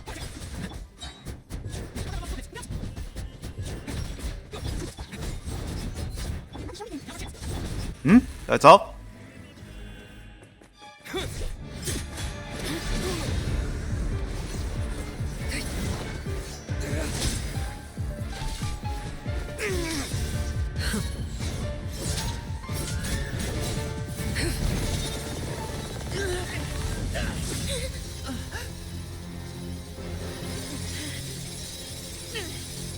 You should know better than to crowd in one place.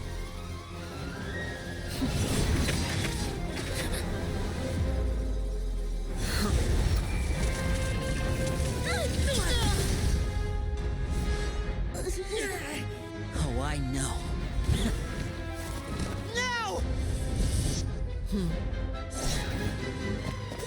I'm sorry, Father!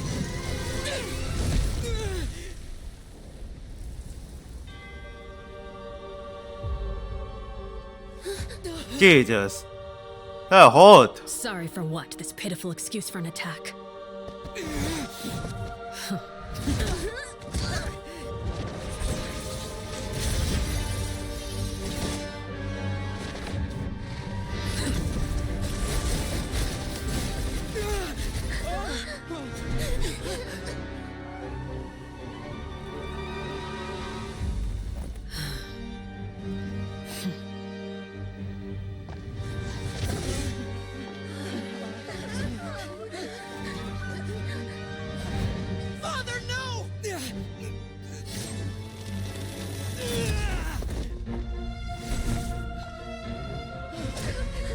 Made it out, did you?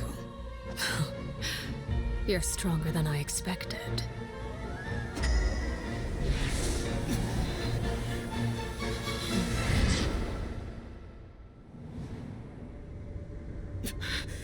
A crimson moon?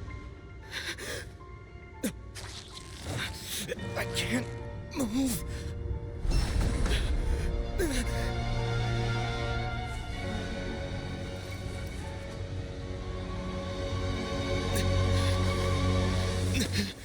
What? Still, not strong enough to beat me.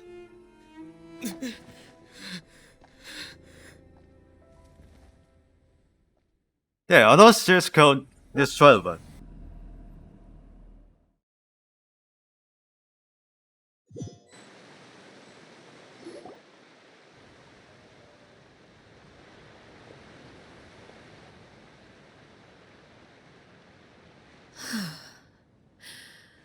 I believe we can end things here. It's not often that we get to enjoy the company of guests, after all. We wouldn't want things to get too out of hand. Brother, are you alright? Lenny. Jeez. Given that I am That's the scary. victor of this duel, as agreed, the punishment stands. No! I never thought things would end like this. However, everyone involved in the duel demonstrated a remarkable level of strength and determination. In light of this, I'm prepared to change the method of execution. Elwar, the bottled flames I gave you for safekeeping. Do you still have them? Yes? I wasn't sure what they were for, but I've kept them super safe. I didn't lose a single one. Wonderful. Then, in just a moment, I'll have you administer them. Bottled flames? Indeed. They're the product of a secret experiment. Under certain special circumstances, flames can be extracted from my person and preserved. Once ingested, searing pain will spread across every inch of your body. No harm will come to you physically, but your memories will be burned away. If you can withstand the pain. When you awake, you'll have forgotten everything you know about the House of the Hearth, and will be expelled from the organization. In other words, administering this concoction will kill the version of you that grew up in the house, and give you a new identity.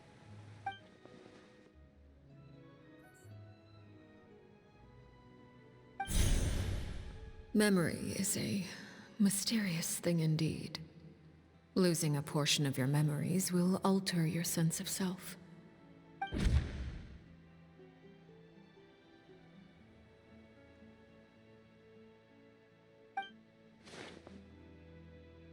So, you're just letting us go, Father?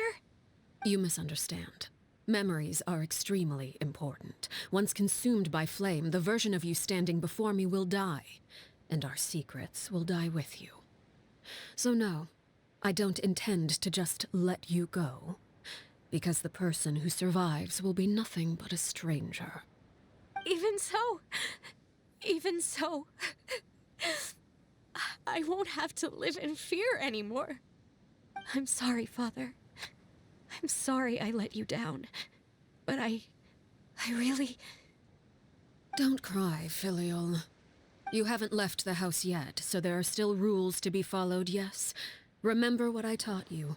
Anger makes you impulsive, sorrow causes you to waver. Don't let yourself be controlled by your emotions. Of course. I'll remember. Dry your tears, and go pursue the life you really want. Yes, Father. Chaplot, Foltz, Elwar. Take them back to Poisson. And bring Lenny and the others as well. I prepared 3 extra vials of bottled flames.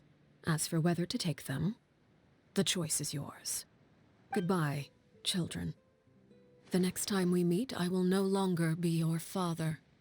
Thank you for all you've done for the house. I hope you have bright futures ahead of you.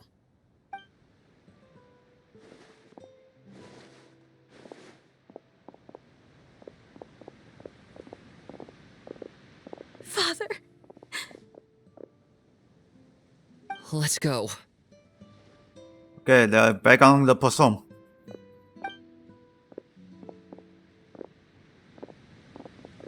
Here, grab my arm, Lenny.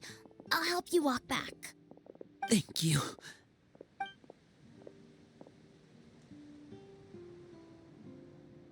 Clairvy.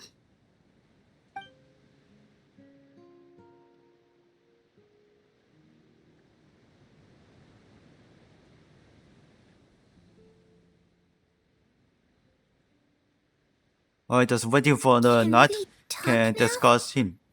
I've been waiting for a super long time. You really are Perry, aren't you? I haven't seen you in so long. How come you're all grown up? Wait, did I somehow travel to the future on accident? Or am I dreaming? What a long dream. Neither. You died, Clairvy. That's what happened. You could have at least sugarcoated it a little. Oh. Okay then. Huh? That's it? You accepted it just like that? Yep. If that's what Perry says happened, then I believe her. Perry wouldn't lie to me.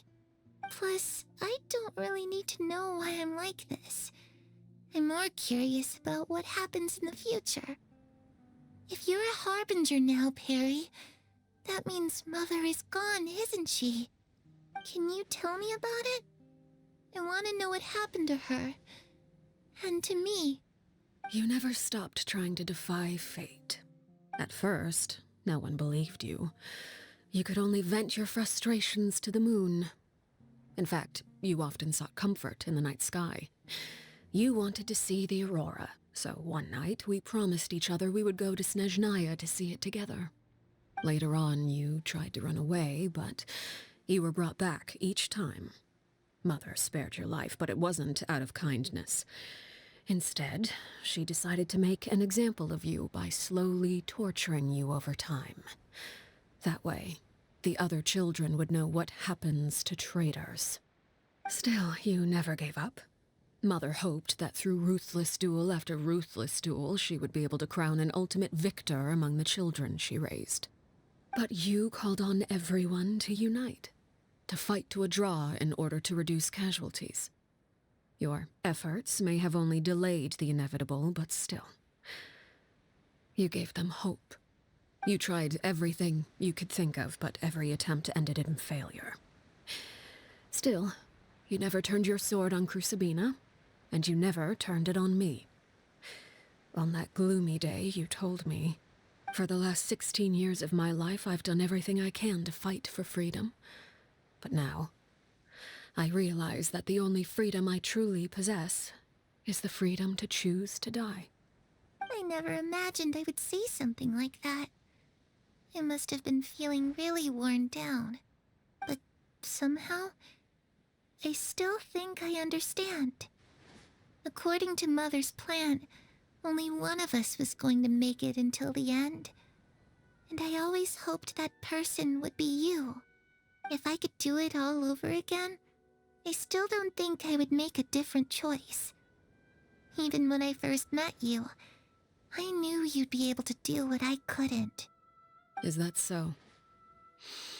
Even now, I'm not sure I truly understand what kind of freedom you were trying to pursue. But as the head of the House of the Hearth, and as the children's father, I've tried to give them the most basic of freedoms. The freedom to choose their own fate. It's something I discussed with the Eudex of Fontaine. The children who want to leave the house will have their memories wiped clean of all secrets pertaining to the organization. In return, they will be allowed to live a normal life in Fontaine without being prosecuted for their past. Of course, I won't simply hand freedom to them on a silver platter. They have to fight for it and prove themselves worthy of it. Only freedom that is earned has true value.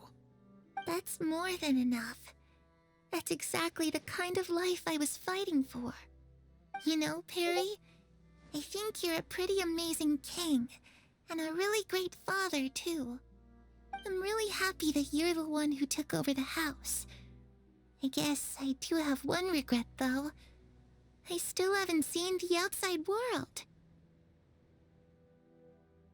Well, it just so happens that our dear guests over here have been to many nations and traveled to countless places. Perhaps they would be willing to tell you what the outside world is like. Really? Of course! Yeah. We've traveled all over the place. We've got so many stories, we could probably talk your ears off for 3 days straight. So, talk about Nemo, Natural Freedom. You know, I used to dream of being a bard. Playing the lute while singing into the winds of freedom. Even if there was no one there to listen, I would have continued to sing no matter what. So second, then for Geo, little for contrast. Ah, that's where Mora comes from. I never knew that before. I must be the finish for the discussion. I would buy 3 Finish new it too. dresses. One for me, one for Perry, and one for Mother. It's just too bad Perry doesn't like wearing dresses. And Mother, well, she probably wouldn't accept something like that either. I guess I'd just have to keep them all for me then. I could wear a different one every day. Third one. Oh. Then of electrical national for NT. Those yokai you mentioned, what do they look like? I once saw a drawing of this one guy with horns on his head and a super scary face. Are there any yokai like that? Oh, sounds like you're talking about an Oni. Yep, we've met one, and let Paimon tell you, they're not nearly as scary as they look. Heh. Then for Dio, national wisdom. I was always too afraid to skip Mother's fighting lessons. But at the academia, I bet you could do all sorts of secret things in class. Things that have nothing to do with studying. I'm just kidding. Being able to study whatever you want without having to fear for your life actually sounds pretty great. So here's for the final. The situation was super dangerous. Lenny and Lynette were accused of committing a crime, and they were going to have to stand trial at the Opera Epicles. Oh no! That must have been hard for all of you. What happened next? Don't worry, we were able to turn the situation around super quickly, all thanks to Detective Paimon, of course. How'd you do that? Come on, tell me. Okay, so it was like this. After the failed magic show, we rushed to the scene and...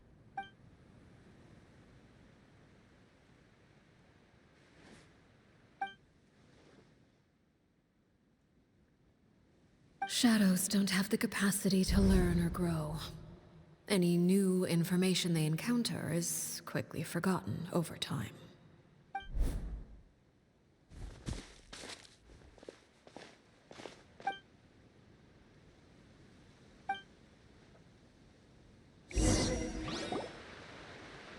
Well, it should be a long time.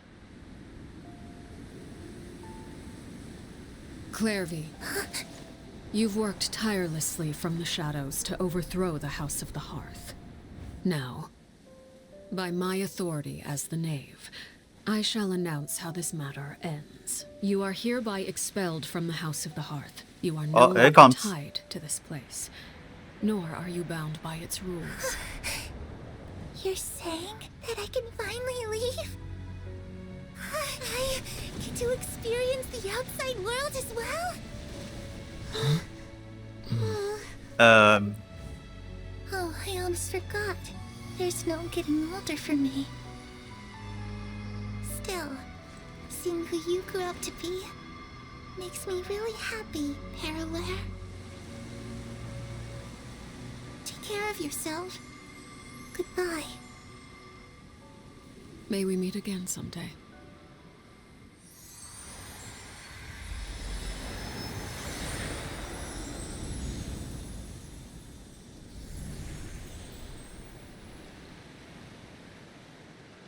Clairvy. She left so soon. Paimon didn't even get to finish her story. I also have certain sentiments left unsaid. I wanted to tell her that the aurora I saw in Snezhnaya was just as beautiful as the ones in the pictures. I just hear something else. What the heck is going on here? Had we delayed any longer, we wouldn't have had the time to say goodbye. Whatever regrets Okay, there you go. may linger. No here anymore. Let them be lost to the coming of a new day. Huh? Father? It's Linny! Hey, Linny!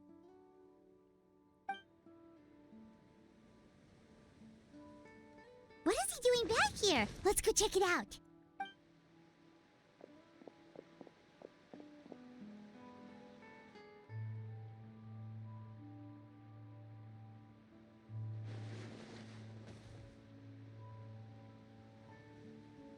Father, the bottled flames have been administered.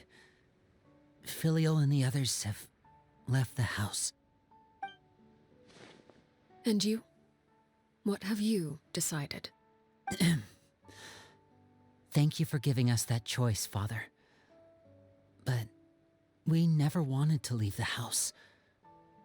It's the only home we've ever known. Lynette and Fremine feel the same way. They're recuperating back at the Hotel Bouffe d'été. But I decided to come back and tell you where we stood. I'm sure you're well aware of the expectations I have for you. I want you to follow in my footsteps and become the next king of the house. Yet you seem to have different ideas. I must admit, I'm rather surprised by your decision to stay. There's nothing wrong with choosing to live a quiet life.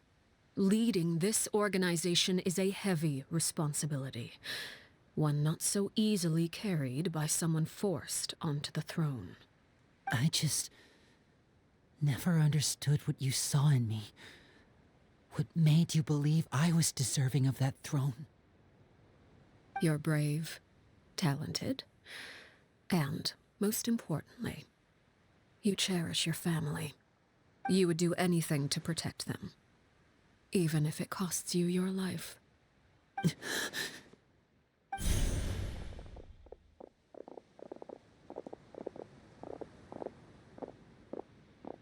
Speaking up back there was so brave of you, Linny.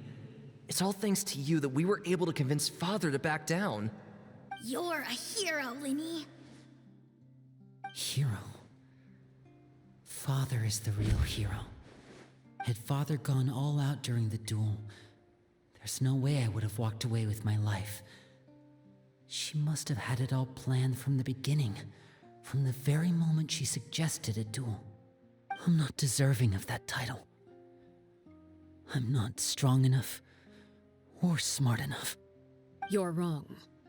In my opinion, all you need to be deserving of the throne is conviction and the necessary strength to act on it. We may have different ideas of what it means to be a family, but you can hardly be said to lack conviction. What you truly lack is strength. For someone of your talent, though, that's something that will come with time. Even without that strength, you still chose to face me in a duel, even though the odds were stacked against you. That capacity to honor your convictions is what I truly see in you. Father. No one knows what the future holds, what tragedy or triumph may be in store. Being at the head of this organization requires the strength of will to face whatever comes. Caution will only hold you back.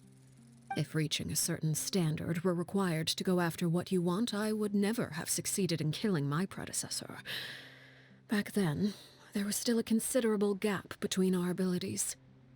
Strength may decide the ultimate victor, but those who let a lack of strength dictate their decisions or undermine their convictions will never be worthy of the throne. I understand, Father. Thank you. Children must grow up to surpass their parents. Only then can a family continue to flourish. The road ahead is not an easy one, so I'll ask you one last time. Are you certain you want to stay? You've done so much for me, Father, and that kindness must be repaid. Plus, with Project Stuja at hand, there are many dangers ahead, and I, for one, don't intend to back down. Protecting my family at all costs. That's my conviction. Then you're welcome to stay. As for Project Stuja, you need not be too concerned. If those cowardly businessmen and heartless dignitaries try to take us down, I'm prepared to teach them a lesson. Having members who longed for the light was our organization's last weakness. With those members no longer among our ranks, the House of the Hearth is like a spider hiding in the shadows. We need only wait for our prey to come to us. At present, Our imperative is to use their plan to our advantage. In doing so, a crimson moon shall rise amid the frigid blizzards of winter. No demonstration of loyalty shall go unrewarded, and no sacrifice shall be in vain. As for the two of you, whether we meet again as friend or foe, I'll remember the camaraderie we shared in this moment. No matter how arduous the journey ahead, I hope we both reach our desired destination. Well, you need the 2 deaths. Okay, I can perfect landing. So it's possible can lose energy. There we go. Lynette, Fremine, how are you feeling? Much better. Whew, what a relief. What about you? Are you feeling all right? There's no need to worry. I knew you'd come out unscathed. Us, on the other hand, well, we've been bedridden for 2 days. I couldn't even turn over. Oh, and I wanted to ask, is Clairvy gone? Linny and the other members have left Poisson and returned to the House of the Hearth. According to him, there haven't been any more sightings of a spirit roaming the house. Her voice has been forwarded. I see. I'm glad. Father came to check up on us 2 days ago and told us about what happened with Crucibina and Clairvy. Actually, I've met Crucibina before. Wait, what? You've met the former knave? Crucibina died a year after Clairvy. It was during the year between their deaths that I joined the House of the Hearth. Crucibina had an extremely cruel and radical way of doing things. While she was alive, the atmosphere in the house was suffocating. When I joined, though, the experiment she valued so much had already come to an end, and all the people involved, dead and injured alike, were gone. Crucibina never talked about the past with us newcomers. A couple of months after I joined, Father killed Crucibina and burned all her files. With that, the names of all the people subjected to her experiments, Clairvy included, were lost to the flames, along with the painful memories they represented. Father took in Linny and me a couple months after that, but she never mentioned anything about Crucibina or Clairvy. It really seems like something she was planning to keep to herself. The last time you talked to her, did she mention why she kept it a secret for so long? She said she didn't want us to be affected by the darkness of the past. She was worried we'd develop a false sense of gratitude towards her if we knew about it. The foundation of a family should be free of any corrupting influence. Whatever happened in the past, it has nothing to do with who we are now. And that's what Father told us in the end. But I still thanked her for everything. It was only after hearing about what Crucibina did that I finally realized how insignificant our lives could have been. The members of the house meant nothing to her. To say that she valued them in any way, even just as a tool, would probably be giving her too much credit.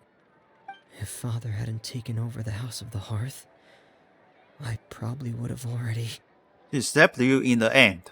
Father rarely brings up the fact that she saved us. She doesn't believe that being indebted to her should be what ties us together. But even if we didn't owe her anything, we would still choose to stay. Because this is our home. We may have arguments or times when we feel wronged. Some people may even choose to leave. But as long as Father is here, we will always have a home. Whether the path before us is bathed in sunlight or shrouded in shadow, we'll follow Father wherever she chooses to go. So I wanted to say thank you for helping us make it through this crisis. Without your help, we could have lost a lot more along the way. Oh, we didn't do anything, really. Just invite us back as guests and we'll call it even. Of course. You're welcome anytime. toy okay? I actually saw them at a cafe this morning. Just left create there. No response. I have no idea From what's going what on. I could tell, I they just were only drinking press coffee space and button, talking I could about one of the respond. operas that started running recently. They seemed happy. If I had to take a guess, I would say they finally found the kind of life they always wished for. Okay, this is a character crisis being end.